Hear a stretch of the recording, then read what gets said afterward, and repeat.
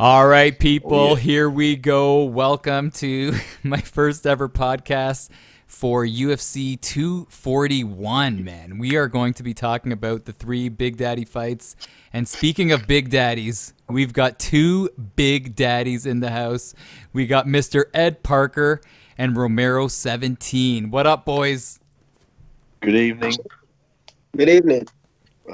Oh, yeah, they're here, and they're here to help me talk about the 3 big fights on Saturday night, man. And if you guys don't know, we're going to be talking about the Yoel Romero Paulo Costa showdown, Anthony Pettis, Nate Diaz, yeah, man, that's what's up, Ricky, and Stipe versus Daniel Cormier. But before we get started, I just want to pump up these 2 guys' channels, man. These 2 guys are one of the best fighters in EA Sports UFC. And in my opinion, boys, your channels, man, should have more subscribers than mine because you guys are amazing at the game. Way. No so way. You put out some good stuff yourself, brother. Don't show yourself short. But you guys are amazing. So let's first start off with Ed. Ed, you want to say anything about your YouTube channel? I'm mainly stream. I don't really not one to really upload videos. But yeah, if you want some high level gameplay, you might learn a thing or two. I don't stream as regularly as I often do. I used to. But yeah, if you want to see some nasty pull counters, you know where to go. Oh, yeah, man.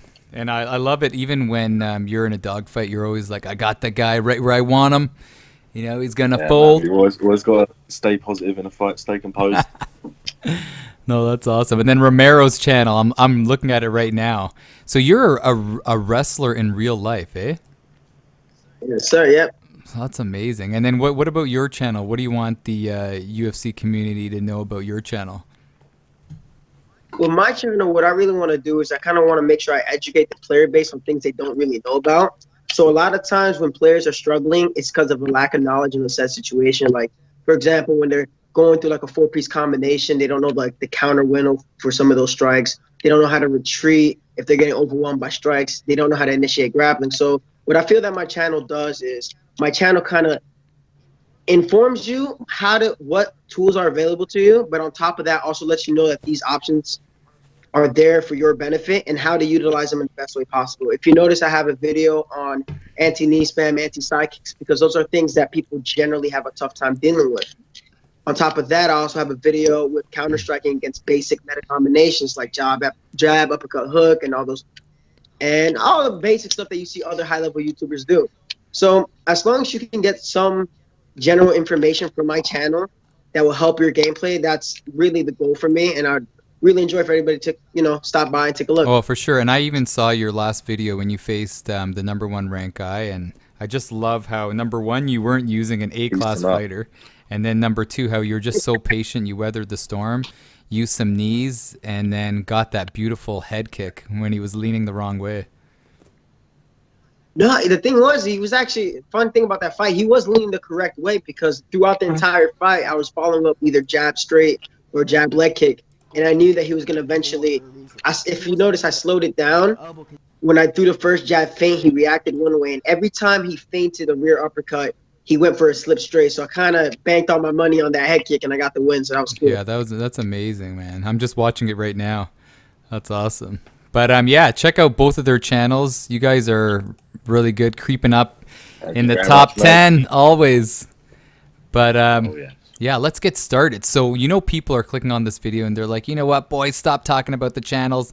Let's talk about the fight. So here we go. We're gonna talk about. You know what I'm gonna do? We're gonna go down and work our way up. But I want you guys to say where your heart's at and where your money's at, man. So because in a lot of these fights, my heart is swaying to the guy that's most likely gonna lose, but my money, you know how it goes. So the first fight, yeah, we have to have a safe bet. Yeah, so the first fight is Paulo Costa, who has like a billion names, going up against Yoel, the Soldier of God, Romero. Who wants to go first? I'll let Romero take the stage first. Go for it. Romero, your uncle's fighting.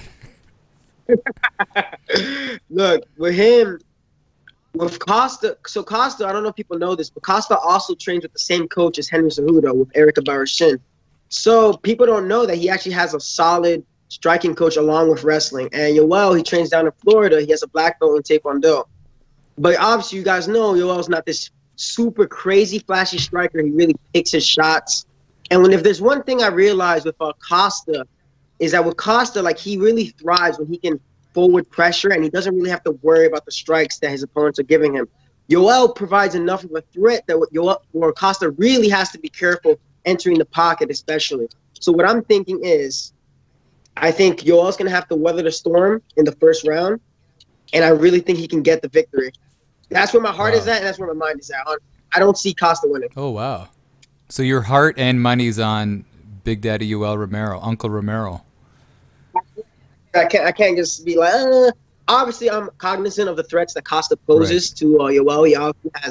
He has some tremendously strong kicks. If you saw in the fight against Johnny Hendricks and Uriah Hall, he slammed that shit into Johnny Hendricks, and you see Johnny getting visibly annoyed, not only because of the power that Costa had in those kicks, but because of like the distance and the timing that he had on them. Any single time that Hendricks was looking to load up on a hand, he kicked him, had him stuttered a little bit, and overwhelmed him with hooks. And with Uriah Hall, he had to deal with some adversity with the jab and whatnot. But again, the pressure that he brings, it causes guys to break, and I don't see Yoel breaking. Wow. Yeah, man. That's very well said. What about you, Ed? Do you think that Romero siding with Uncle Yoel is the right pick, or do you think Costa's going to take it? The youth. You think youth is going to be on his side? I mean, I think youth can only take you so far. You know, a guy like Romero has so much experience. He's been in there with Whittaker twice. He's fought killers. He's fought Jacare. He's fought everybody, man. And I think that's just too big of a step up in competition. I think Paulo Costa's last fight taught us a lot about him. I think, you know, he's a physical specimen. He's a beast, and he has some big biceps and all that. But I don't think that's going to be enough to finish Romero. You know, we've seen him get hit by a clean head kick when he was tired by Whittaker and he was still standing. I don't think he's ever been dropped. I'm not too sure about that. You know, we've rarely ever seen him hurt. So I think Romero's just going to give him the old Luke Rockhold special and shut his lights out, in my opinion. But I could be wrong. Paulo Costa's, you know, he's young, he's motivated, he's hungry, undefeated in the UFC. So it's going to be an interesting fight nonetheless. But my heart and my money has to go with Uncle Romero. Yeah, Uncle Romero, eh? You guys don't think that being 42 is not going to, Father Time's not going to catch up on him? No. I mean, he was so close to finishing Whittaker in that second fight. You know, he landed some good shots, hurt him quite a few times. Yeah, and I mean, look at that guy. He's 42. Yeah. The way he moves and just the shape of him, you know, that's not what the regular 42-year-old looks like. It's them Cuban genetics, you know. It's like Floyd Mayweather. He's 40-something, but he can still put on a world-class performance. Yeah, that's true. You know, like when I first started thinking about this showdown, I was leading towards Costa. But just seeing how battle-tested Romero is, and seeing that Romero's gone like deep into deep waters in fights, he's got that under his belt as far as experience. But if you look at Costa's breakdown, his fights haven't gone beyond the second round, just because he's flatlining guys left, right, and center. But if Yoel can get the fight into, you know, deep into that second and into the third round, you may see Costa slow down. And he hasn't fought for over a year. So remember, he got suspended for sneaking into good old IV when he's not supposed to. That video. Yeah. I do believe that he is going to come in with a good game plan. I think it would be foolish for Coach Eric to have Costa just go in there and try to take him out in round one. Honestly, like, as you can see with Yoel, obviously he's a specimen of an athlete. He feels like, you touch him, he feels like steel. Like, shit, you know, he feels like steel. And so I believe that what their goal would have to be would be to interrupt Yoel's rhythm and make sure that he doesn't ever settle and feel comfortable. But the thing is, can he withstand that onslaught of attacks that Costa's going to give him in the first 3 minutes of the fight? That's the biggest question for me in this showdown, the first 3 minutes of the fight. I mean, honestly, I think so, because after what I saw from Whittaker, I think Whittaker, he outlanded him by a pretty big margin in rounds 1 and 2. And I think another thing that people don't know is that Yoel really uses. You can look this up, like the art of the 52 blocks. He blocks in such an unorthodox fashion that you think these strikes should hit him, and they simply just don't. Yeah. And you could tell Whitaker himself was like, Jesus Christ, what do I got to do to get through this guy's defense? Yeah. And his discipline is what really carries him in his fights. He's extremely consistent with what he does. He knows when to take his foot off the gas pedal when he needs to come forward. You saw it with Luke, very relaxed in the boxing exchanges. If he ate a kick from Luke, he blocked it, so it's partial damage from there. And in that third round, when he rushed him, we all saw what happened. Yeah, no, very well said. It's going to be such an interesting fight because will Costa have the gas tank to keep on pushing forward? And like you said, Romero's defense is amazing, but can Costa withstand the attacks of Romero? That's another thing, because Costa's usually, you know, GSP, they would always, I always refer to GSP, by the way, but they would always say GSP's a front runner, and Costa's kind of like that front runner. Has he faced adversity in any of his fights? Like, he's just that machine that hasn't really had to dig deep, you know, and fight back after taking shots from a guy like Romero, if that happens. So it's very interesting, but it's crazy. I don't know what the odds are, like the betting odds, but yeah, I'm not sure who's a favorite. I wish I can go check it out. But it's pretty even. I'll check it for you now. If one of you guys could check it, that would be awesome. But yeah, I can't wait. Yeah, I think you know, Costa he faced a tiny bit of adversity in the last fight. You know, he'd got his nose bloodied up by Uriah Hall, but we all saw how that ended. So yeah, but even then, like, that's a small, that's adversity where he's having trouble with range, which is why I think Adesanya would give him a tough time. But you know, Uriah Hall was known to break if his game plan wasn't working. He's a good example of somebody who's relatively inconsistent when it comes to being in the octagon. Now, if you bring somebody like GSP, when he dealt with adversity, he's overcome that. He ate that head kick from Condit, went through one of the decisions. He was eating those mean elbows from Bisping, ended up subbing Bisping. Going against Johnny Hendricks, he was eating some mean bombs. And even though Hendricks was probably on something in that fight, he bit down on the mouthpiece and threw when he needed to. So GSP stuff where Costa, he knows in his head, I can just march through it. I'll eat these just to get my shot in. He'll eat one to then three, and it doesn't. There's one thing that as a wrestler, there's a coach from Minnesota, Jay Robinson. He says, you get a strong athlete tired, he ain't as strong no more. You get a technical athlete tired, he ain't as technical anymore. As long as you get a fighter tired, they're not the same fighter. So it's really between these two guys who are both strong, athletic, muscle-bound athletes. It's going to come down to who picks their shots correctly, make sure that they don't waste any energy, because one shot is going to put out the other guy.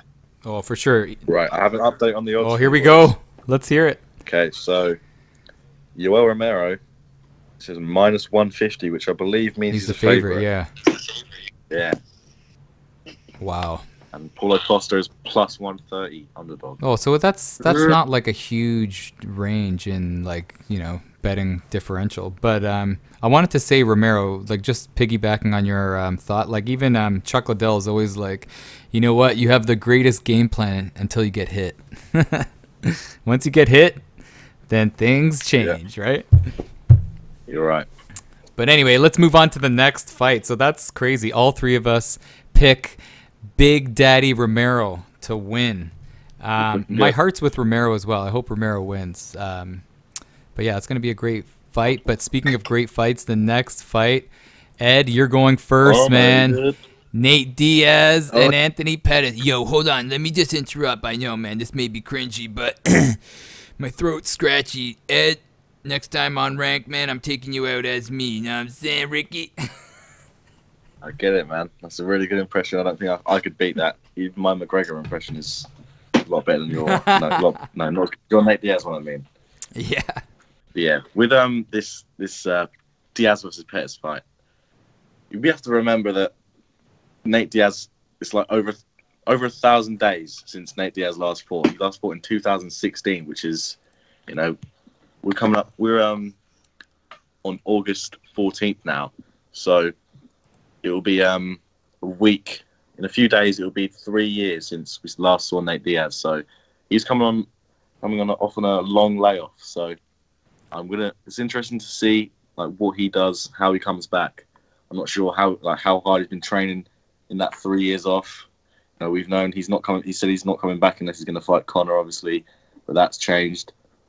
So I'm going to go with Pettis. You know, he just come off a random knockout victory over Wonderboy Thompson. So I think Pettis is going to take it. I'm not sure if he's going to knock Nate out because Nate's a tough nut to crack. So I think Pettis is going to win by decision. Wow. Is that where was your heart at? Are you cheering for Pettis as well? My money's on Pettis, but my heart's with Diaz. Oh, nice. That's interesting. Wow. Yeah, I love Diaz. I'd love him to win, but I don't know, man. That's a long time to be out the cage, but we'll see. That's true. That's interesting. Diaz is a born fighter, so it could mean nothing. Yeah, that's interesting. What about you, Romero?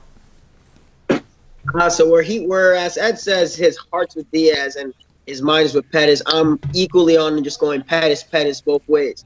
Now, here's the thing. It really comes down to how disciplined can Pettis remain in his game plan. If you saw with RDA versus Nate, if you get that Nate that shows up, that's just kind of content with getting kicked and he doesn't punish you off the kicks, which I think Pettis is going to adopt into this fight. He's going to come into this fight similar with that tie stance that he used to chop at the legs of Wonderboy Thompson to, you know, take away whatever pop that he has in his punches. You guys have seen it. The Diaz brothers, they struggle with kicks. They'll try to taunt you to get you to stop. They want you to box with them, but that's their weakest point. Now, obviously, going off of what Ed said, saying that Nate Diaz, he's been out for what, over 1,000 days? It's been like 2 years since his last fight. Oh, 3 years. You do also have 3 years, almost 3 years, yeah.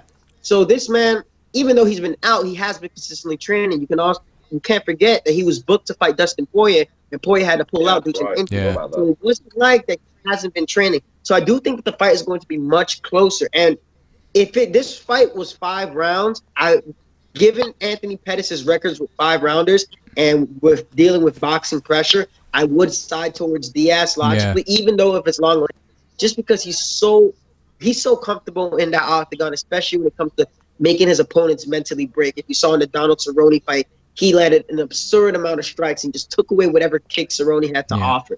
Now, but this is a 3-round fight.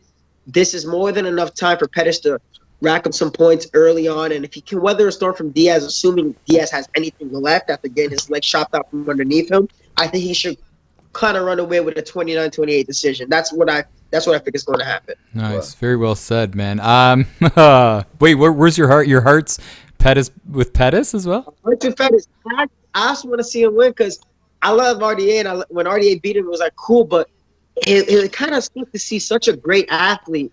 What happened was he started focusing so much on what his opponents were doing. You know, I got to stop their takedown, got to stop this, that he stopped focusing on what made him great. Yeah. And I think he's starting to realize that himself. You know, his jiu-jitsu is extremely low. When he was rolling with Dustin, he arguably would have subbed Dustin had for some reason, I don't know, the ref not stopped that exchange for like blood or whatever. He realized he just has to accept it. The takedown comes, I'm going to roll with it and capitalize off of that opportunity. So he had been really shutting himself down, and you see it. But now, as we've seen in his last few fights, even against Ferguson, he had some shining moments of brilliance. And against Thompson, he was getting picked apart a bit, but he stayed disciplined. He didn't let his ego get the best of him. And all he did, he timed that side kick, sidestepped off to the side, and landed that beautiful Superman hook to get that victory. That's not a lucky punch there. That is planned. They've game planned for Stephen Thompson 2 times because he trained with Tyron Woodley. That's a planned punch. And I guarantee you they've been planning for Diaz just as long. Yeah, no. Wow. So for me, like with the whole thing with Pettis, he was saying like with Nate, what do you have to worry about? You got to worry about his boxing, his jiu-jitsu. You don't have to really worry about kicks. Nate's not really going to try to knock your head off with kicks, but it's just his punches. But with Pettis, he brings such a dynamic, style with kicks and punches and all that stuff. But oh man, I'm gonna you guys are gonna think I'm crazy, but I'm siding with Big Daddy Nate. I could see it going a decision. I think if Pettis wins, it's going to be by decision, just like Romero said. He's going to look good, and he's going to take 2 rounds to 1 and win by decision. But I'm going to have to just side with Big Daddy Nate. I think if you push Pettis and apply that kind of pressure on him, he will eventually break. And I don't know, maybe you guys... Yeah, we've seen that before, especially in that Holloway fight. I know he had a broken hand and all that. You know, we've seen it before. First time, imagine your first time cutting down to 145. That's true. You don't make weight, and then you got Max Holloway. Yikes. That's true. No, that is that's bad. That is so true. But the thing is, too, sorry to interrupt, Ed, but like, what about even being at welterweight? I don't know if this is the the weight class for both of these guys. I know Pettis is doing well, but for Nate, I just think he's too small. But in this matchup, I really feel that Nate's going to come through with his pressure. If he was facing a guy that's a wrestler, he would have a lot of problems for sure. Like when I was at UFC 129 when Diaz had to face McDonald there, having a guy that has that wrestling element, Diaz doesn't really do the greatest with, but that's hard to watch that fight. Like he was getting slammed left, right, and center. But not to like drag things on, but I just think that in my heart's with Diaz, by the way. So when people are watching this, they're gonna be like, Ricky, you're so wrong. But my heart's with Diaz, and I gotta say my money's with Diaz just for that pressure, and that we've seen Pettis fold under that type of style, that pressure that Ferguson gave him. Who else gave it to him? Poirier gave him that kind of pressure. Max Holloway gave him that kind of pressure. So I know you guys are going to disagree, obviously, but I'm going to roll with Big Daddy Nate. Yeah, Ricky, that's what I'm talking about, man. Side with the big man. So now, the main event. The big one. The big daddies of big daddies. Cormier versus Stipe 2. Who? Let me go first. I want to hear what he says. Yeah, Ed, you go first. You go first, right. Well. Obviously, my prediction is based off the first fight. We've seen that Cormier has the power to shut Stipe's lights out in one shot. You know, that was a nicely placed shot, and you know it was calculated. They saw Stipe drop his hands when he exited clinch, and Cormier did a great job capitalizing on that. So obviously, Stipe's going to come in making those adjustments, but I think we might see Stipe have a bit of early success. You know, stay a bit more composed. Because, you know, he did well. He did well in that fight early on. You know, he landed some shots on Cormier. Obviously showed that he's not the weaker guy. Controlled Cormier on the fence for a little bit. But my prediction is... God, man, I don't know. I don't think Cormier is going to knock him out this time. I think he's just going to grind him out for a decision, maybe. Not grind him out, but just get the better of him in the fight. But my heart and money is on DC for this one. I think we're going to see Stipe get a little bit more success, but ultimately DC is going to come out with a win in the end. Wow. Oh, I wanted to say too, before we hear Romero, all of the betting odds are like pretty even. Like we didn't talk about the Pettis Diaz. So Diaz is a plus 110 underdog, and Pettis is a favorite of minus 130. And then the Stipe Cormier, Stipe is the underdog at plus 125, and Cormier is the favorite at 145. So that's pretty close. Wow, cool. Right, Romero. I want to hear what Romero has to say. Yeah, I got you.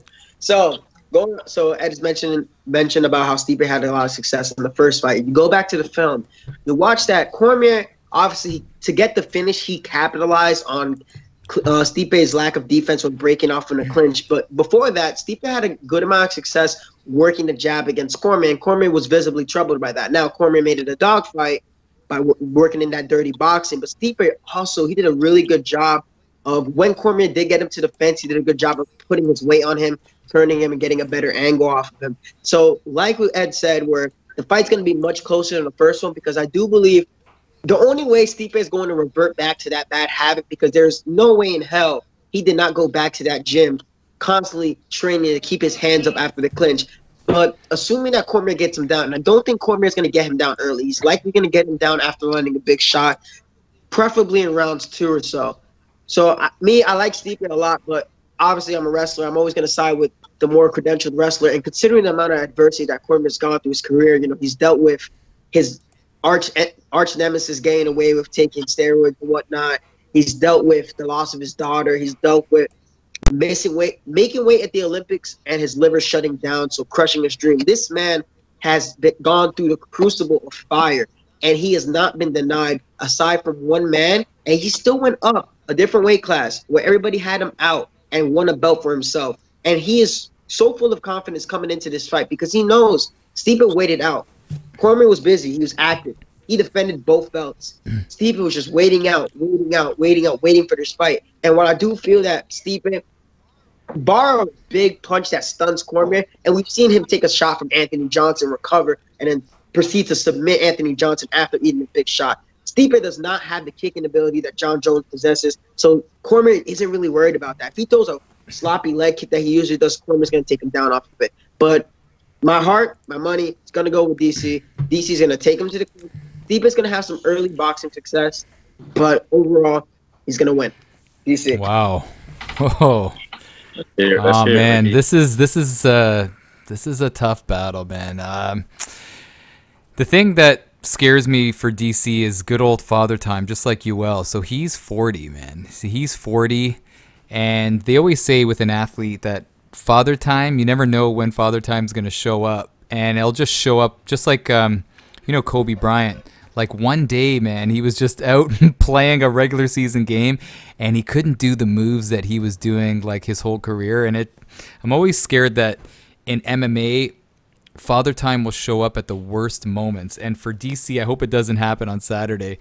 But I don't know, man. I'm just unsure which way I'm gonna go. But Stipe's no spring chicken either, so he's 36 years old. Like you guys said, can guarantee that Stipe is going to have some success in the beginning with his boxing. He's not really much of a threat with his kicks, but with DC, he's such a grinder. He has that ability of withstanding the onslaught of his opponents and then continuing to push forward. And the one thing that he has is that killer wrestling, and Romero can agree with me on that one. It's just he has that ability of just feeling the will to win, and then even when he's down in the fight in the scorecards, he's taking shots, he still has that ability to flip that wrestling switch on, grab the clinch, get that fight to the ground, and then utilize his amazing ground and pound and wrestling skills as top game. So my heart's with Cormier. I'm gonna have to roll with Cormier, though. My money will be on Cormier in this one. I just think that ability to take that fight to the mat, the ability to clinch, to wrestle his way to victory is one avenue that I don't think Stipe has. Great wrestling, but it's not on the level as that Cormier has. So if Cormier feels like, you know what, it's not going his way on the feet, he has that ability to take the fight to the mat. I'm going to have to say that Cormier is going to win by decision, man. I'm going to say that it's going to go all 5 rounds. It's going to be grueling. You know, Stipe, this is, some people would say, man, this is his last attempt at a heavyweight title fight, unless he goes down to light heavyweight. But usually they don't give you, more than 2 title shots if you lose, unless you're Kenny Florian. But I'm going to say Cormier is going to take it by decision. And, yeah, my heart's with Cormier as well. Sounds fair. Yeah, man. Yeah, I think we've all got quite similar picks. Obviously, the second one. Yeah. It's just a matter of you can't force it. Like, if you saw, for a good example, Kevin Lee against Rafael Dos Anjos, he tried to implement a grapple-heavy game plan, but RDA was ready to defend that. DC can't force the grappling. He's going to have to be cognizant of whatever Stipe brings to him. Whenever Stipe comes in with that range, that's when he's going to initiate the wrestling. Whenever he stifles his own punches, he's going to initiate the wrestling from there. So, and Cormier knows as well.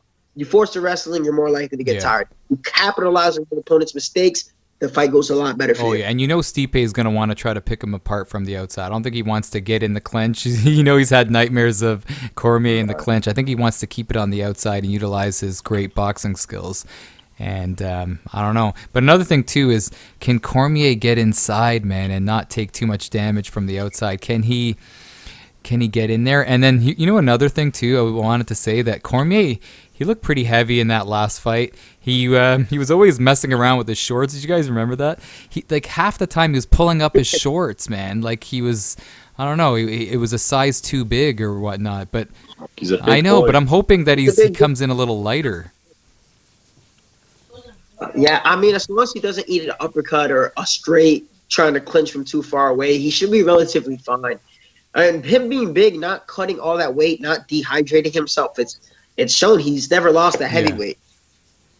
In route of like an early strong punch from Stipe that just stops Corbin dead in his tracks, I don't see a late finish from him. I don't see anything else other than some heavyweight kind of curse like that. Like running forward like Verdum did on Milchik. And Cormier is not stupid enough to do that. Yeah, that was hilarious because I remember that Verdum thought he was hurt. And then he just backtracked and hit him with one little shot. Nighty-night. Big mistake. Man. But, yeah, that ends it. Do you guys want to add anything else that maybe we missed or anything unrelated that you want to share before we cut this off here?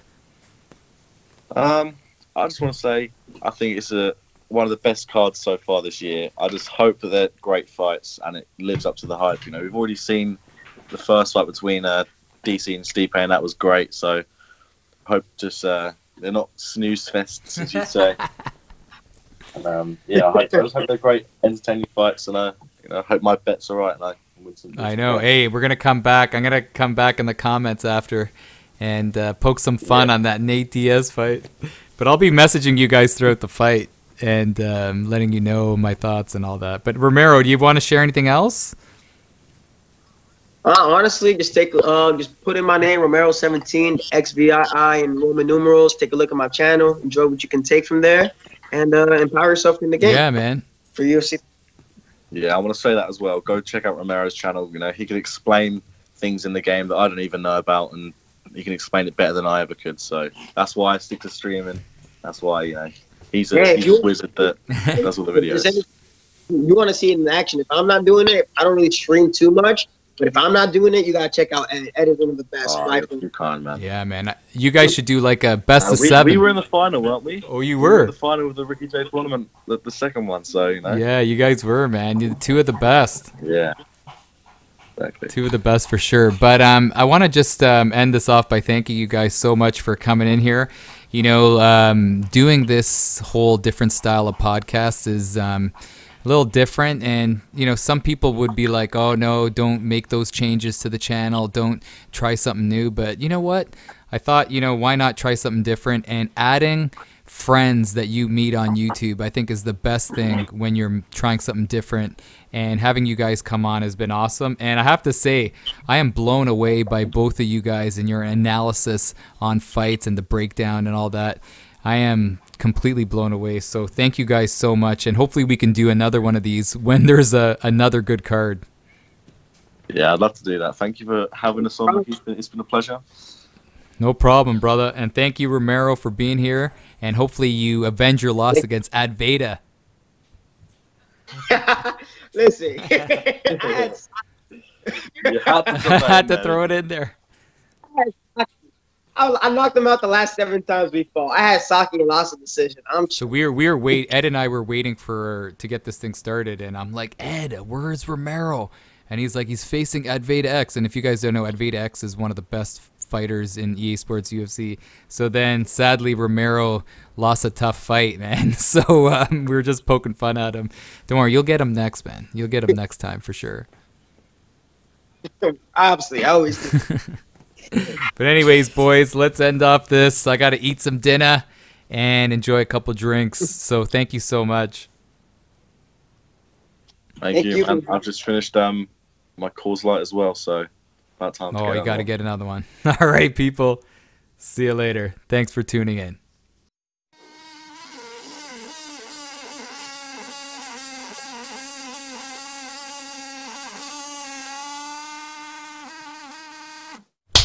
Are you intoxicated or something?